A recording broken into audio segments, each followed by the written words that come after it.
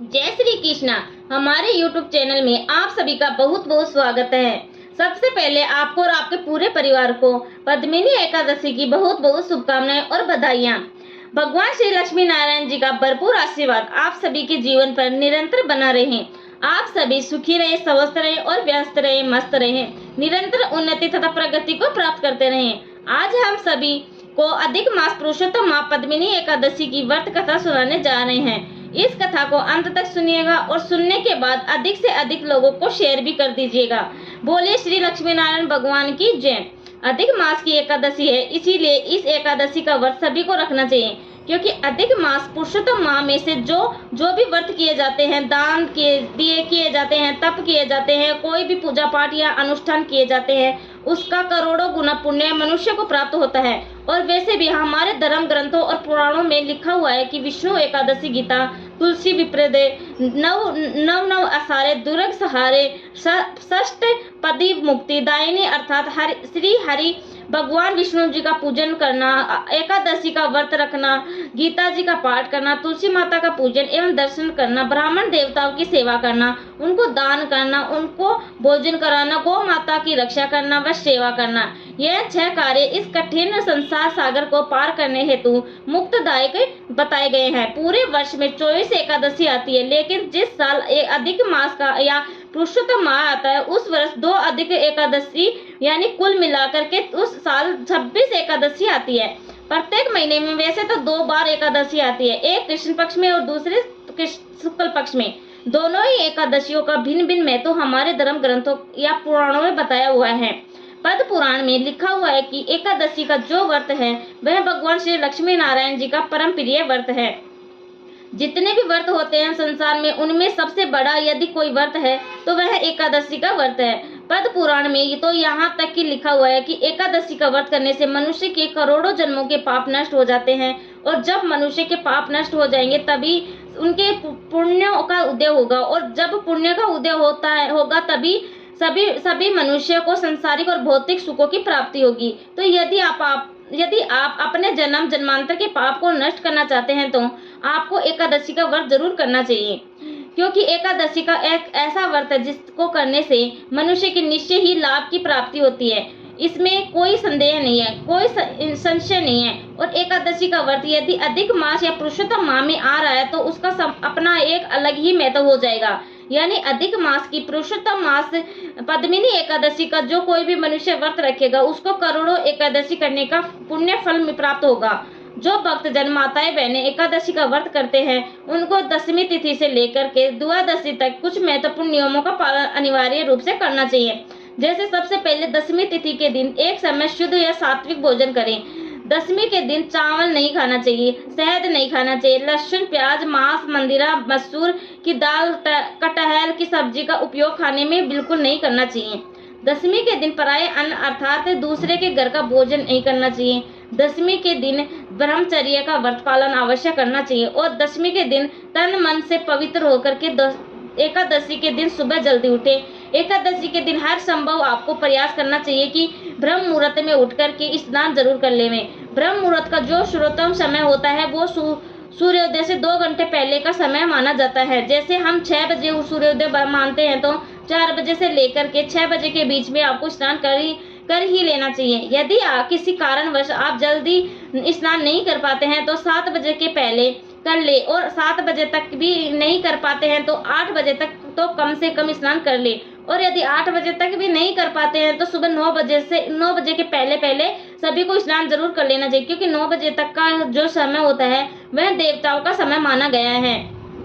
इसीलिए इस समय तक हम सभी को स्नान करके पूजा पाठ के निर्वृत्त हो ही जाना चाहिए, और प्रातःकालीन पूजा अर्चना करके सबसे पहले एकादशी का व्रत का संकल्प धारण करना चाहिए। पद्म पुराण के उत्तरखंड के अध्याय में 64 में एक श्लोक लिखा हुआ है। श्लोक नंबर 34 से इसमें लिखा हुआ है कि एकादश्यम निहार स्थित हम प्रेरे शोभाष्मी पुंडरी काक्ष शरणम वे, अर्थात हे कमल नयन वासुदेव भगवान, हे अच्युत में एकादशी के दिन निराहार रह कर के व्रत रखूंगा और दूसरे दिन ही भोजन करूंगा। इस प्रकार मन ही मन आप यदि इस श्लोक का श्रवण करके यह प्रार्थना करेंगे तो निश्चय ही आपका संकल्प माना जाएगा। लेकिन यदि आप हमारे द्वारा बताई गई विधि से संकल्प करते हैं तो अति उत्तम रहेगा। संकल्प करने के लिए सबसे पहले आप एक आसन बिछा लीजिए और आसन पर बैठकर के अपना मुंह पूर्व दिशा की तरफ या अपने देवी देवताओं की तरफ करके या उत्तर दिशा की तरफ अपना मुंह करके आप पूजा की थाली अपने सामने रख लीजिए। उस पूजा की थाली में रोली, चंदन और अक्षत के स्थान पर आपको अथवा तिल रखना है, तुलसी जी का पत्ता रखना है, पीला पुष्प रखना है, कुछ पैसे इसमें रखने हैं, एक सुपारी रखना है, शुद्ध घी का दीपक वहां पर प्रज्वलित कर दीजिएगा। यह पुरुषोत्तम माह की एकादशी है। यदि आप शुद्ध घी का दीपक लगाते हैं तो यदि आपके पास में सूखी तुलसी जी की डंडी है तो उनको जला करके आप दीपक को यदि प्रज्वलित करेंगे तो आपको 10 करोड़ दीप दान का पुण्य तुरंत ही प्राप्त हो जाएगा। यानी सूखी तुलसी जी की एक डंडी ले लीजिए और उसको घी में आप भिगो दीजिए और एक शुद्ध घी का दीपक तैयार कर लीजिए और किसी और जैसे माचिस से, लाइटर से जो भी डंडी आपने शुद्ध घी में भिगोई है उसको पहले जला लीजिए और उस जली हुई जो तुलसी जी की डंडी है उसको दीपक का प्रज्वलन आपको इस दिन करना चाहिए। ऐसे यदि आप करेंगे तो निश्चित तौर से आपको 10 करोड़ दीप दान का पुण्य तुरंत ही प्राप्त हो जाएगा। और संकल्प धारण करने के लिए हाथ ही मुद्रा को इस प्रकार कर दीजिए। हाथ के मध्य भाग में आप सबसे पहले जल रखें, तुलसी जी का पत्ता रखें, सुपारी रखें और कुछ पैसे रखें। जनेऊ तिल रख करके सबसे पहले आप बोलिएगा ओम विष्णुवे नमः, ओम विष्णुवे नमः, ओम विष्णुवे नमः। तिथ विष्णुवे सहो नक्षत्रम विष्णुवेम योगश करणम च सर्वम विष्णु जगत। ओम विष्णु विष्णु विष्णु श्रीमद भगवत महापुरुष विष्णु आग पर्वत मानस यह श्री ब्राह्मे द्वितीय प्रद श्री अश्व कल्पे वश मंत्र अष्टनामे यह कलयुग कल प्रथम चरण भूलोके भारत भरंडे जप आर्य अतः ग्रत 2083 पद यशम राशि स्थान स्थित गण गुण विशिष्ट शुभ पुण्य तिथियों अपने नाम और गोत्र का उच्चारण करिएगा। सुपुत्र से परिवार से यह बांधव से। आज हम आपकी कृपा से पुरुषोत्तम माह अधिक मास के पुण्य अवसर पर पद्मिनी एकादशी व्रत धारण करने जा रहे हैं। आप हमें पूरी शक्ति और एवं सामर्थ्य प्रदान करें कि हमारे पूरे विधि विधान एवं नियमों का पालन करते हुए हम इस एकादशी व्रत कर सके।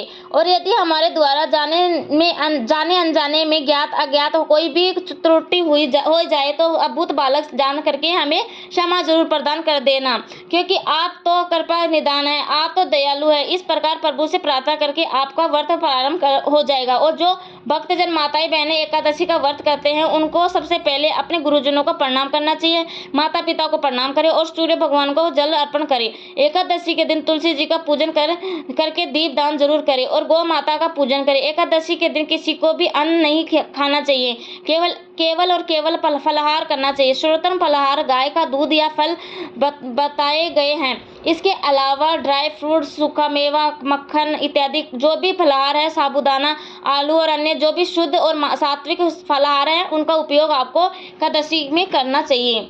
फलाहार में कभी भी हल्दी का उपयोग ना करें तथा इस दिन अपने घर में चावल ना बनाए और चावल खाए भी नहीं। और कोई भी प्राणी अपने घर में इस दिन चावल बिल्कुल भी ना बनाए तथा इस दिन लहसुन, प्याज, मांस, मंदिरा या उपयोग नहीं करना चाहिए। एकादशी के दिन झूठ ना बोले, क्रोध ना करे और लड़ाई झगड़ा तथा वाद विवाद बिल्कुल ना करे। एकादशी के दिन ब्रह्मचर्य व्रत का पालन करना चाहिए। दाढ़ी कटिंग, शेविंग नहीं करवाना चाहिए। शरीर के अंग के कोई भी बाल कटवाना इस दिन वर्जित माना गया है। नाखून नहीं काटना चाहिए और किसी को भी अपमान या अनादर बिल्कुल ना करें। अपने पूज्य पुरुष, गुरुजन, माता पिता, सास ससुर या फिर देवी देवताओं की शास्त्रों की बुराई इस दिन बिल्कुल नहीं करना चाहिए। दिन में सोना नहीं चाहिए। यदि गलती से आप थोड़ा हल्का विश्राम करें तो उठने के बाद स्नान करके ही आपको शाम की पूजा पाठ करनी चाहिए। रात्रि में जागरण करने का विधान है और प्रातःकालीन वेला में आप भगवान का विशेष पूजन अर्चन इस दिन जरूर करें। अब हम पद्मिनी एकादशी की पुरुषोत्तम एकादशी दिव्य ज्ञान में कथा सुनाने जा रहे हैं। बोलिए श्री लक्ष्मी नारायण भगवान की जय। गरुड़ ब्राह्मण, गरुड़ विष्णु, गरुड़ देवो महेश्वराय, गुरुर साक्षात् ब्रह्म तस्मै श्री गुरुवे नमः। श्री अखंड मंडलाकारं व्यापतं